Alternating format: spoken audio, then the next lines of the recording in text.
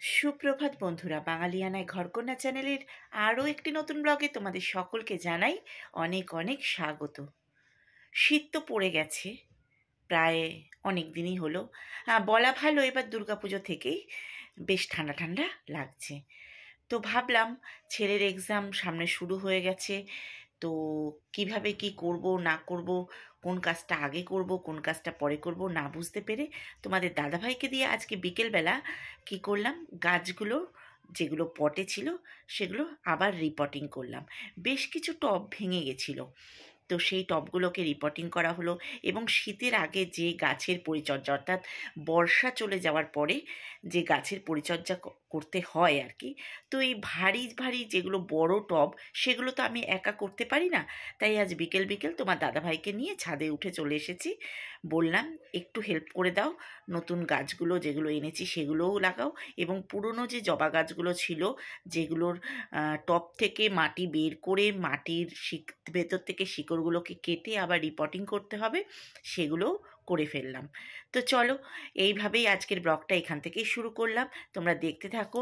এবং একটাই কথা বলবো প্রতিদিনের মতো, যদি আমার ভিডিওগুলো তোমাদের ভালো লেগে থাকে অবশ্যই আমার চ্যানেলটিকে একটু সাবস্ক্রাইব করে গ্রো করতে সাহায্য করো, একটু লাইক কমেন্ট করো।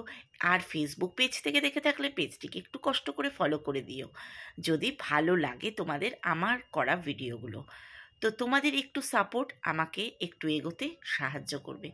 তো এইভাবেই আজকে বিকেল বিকেল এই কাজগুলো সেরে নিলাম। বেশ, আবার রিপোর্টিং হলে তোমাদেরকে দেখাবো। এবং তারপরে নিচে চলে আসলাম। নিচে এসে কি করলাম, আমাদের পুজো হয়েছিল, গৃহপ্রবেশের পুজো, মানে আমাদের যেটা বাৎসরিক পুজো, সেই পুজোতে তো ধনে লাগে তোমরা জানোই। হ্যাঁ, সেই ধনেগুলো ঠাকুরমশাই বলেছিল, এবং আমি প্রতি বছর প্রথমবারের বলা মতনই প্রতি বছর আমি সেই ধনেগুলো না ফেলে দিয়ে আমি বাড়িতে ঘরের ভেতরে আর কি বারান্দাতে যে ছোট্ট আমার বাগানটা রয়েছে সেখানে আমি ছোট ছোট পটের মধ্যে করে এই ধনেগুলোকে ছড়িয়ে মাটির মধ্যে দিয়ে দিই। তার ফলে শীত আস্তে আস্তে ধনে পাতা গাছগুলো আমার বাগান ভর্তি করে ওঠে, এবং আমি সেইখান থেকেই ধনেপাতা ছিঁড়ে নিয়ে রান্নার কাজে খাওয়ার কাজে ব্যবহার করি। ভালোও লাগে, নিজের হাতে গাছগুলো, ধনেপাতা তো সবসময় বাজার থেকে কিনতেই পাই। আর এইভাবে রিপোর্টিং করা মানে লাগানো ধনে খেতেও বেশ ভালো লাগে, এবং বারান্দাটা বেশ একটু ছেঁড়া মাত্রই চারিদিকে একটা ভালো ধনেপাতা স্মেল হয়ে যায়। তোমরা কে কে ভালোবাসো ধনেপাতার স্মেল আমাকে অবশ্যই কমেন্ট করে জানিও। আর ধনেপাতার ডালে, মুসুরির ডালে একটু পাতলা মুসুরির ডালে একটু ধনেপাতা দিলে শীতকালের সকালের টিফিনটা তো জমে যায়। যাই হোক, এই করে সন্ধ্যা হয়ে গেল। সন্ধ্যাবেলা চলে এসেছিলাম রাস উৎসবে। আমাদের বাড়ি থেকে বেশ কিছুটা দূরে, খুব বেশি দূরে বলবো না, কিছুটা দূরে আমাদের এখানকার বঙ্কু বিহারীর মন্দির, খুব নামকরা এবং জাগ্রত মন্দির। এবং এই মন্দিরের অনেক ঘটনা আছে যেগুলো আজকে হয়তো ভিডিওতে বলা পসিবল হবে না। তোমরা যারা জানো তো জানো, আর না হয়তো আমি এই বঙ্কু বিহারীর মন্দির নিয়ে পরে এক সময় ভিডিও বড় করে করব, সেখানে আমি এই মন্দির সম্পর্কে আলোচনা করব। খুব জাগ্রত এবং প্রতি বছর খুব সাড়ম্বরে পালিত হয় এই বঙ্কু বিহারীর মন্দিরে রাজ উৎসব। তোমরা দেখতে পাচ্ছ পালা গান চলছে।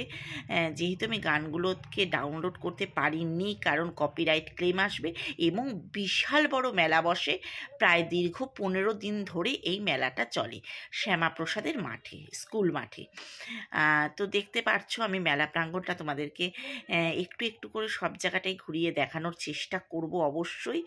জানি না কতটা দেখিয়ে উঠতে পারবো, তবু তোমাদের চেষ্টা করব সব ধরনের মেলার মতন এই মেলাটাও তোমাদেরকে অল্প বিস্তর একটু ঘুরিয়ে দেখাতে। তো চলো দেখতে থাকো, বেশ কিছুক্ষণ আবারও ফিরে আসছি।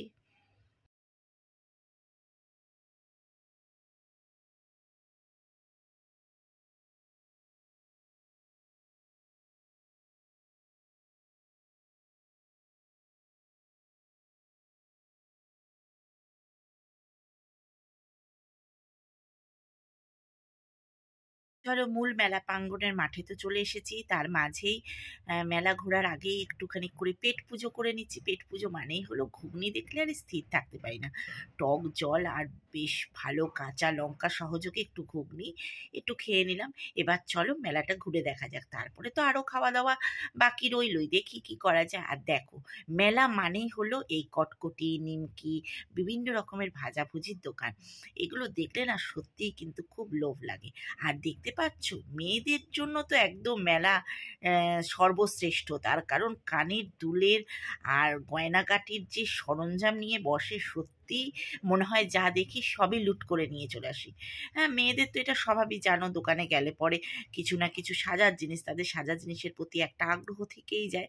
তো যাই হোক, খুব সুন্দর মেলাটা বসেছিল, ভ্যারাইটিস জিনিসপত্র, মানে কি ছিল না মেলা প্রাঙ্গণে, সব কিছু ছিল। আমিও দু একটা জিনিস কিনেছি, সেটা অবশ্যই কিন্তু বাড়িতে গিয়ে দেখাবো।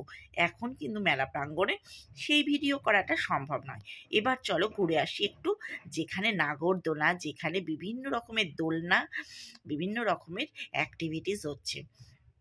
তো চলো দেখিয়ে দিই তোমাদেরকে, ওই দূরে, অনতি দূরে দেখো নৌকো। আগে অনেক চড়েছি, এখন আর চড়তে অত ভালো লাগে না। ভালো লাগে না বলতে জানি না, বেশ কিছু মাস ধরেই আমার দোলনায় উঠলে পরেই মাথাটা ঘুরিয়ে যায় এবং একটু গাটাও বমি বমি পাক দিয়ে ওঠে। জানি না শরীরটা দুর্বল হয়েছে বলে কিনা।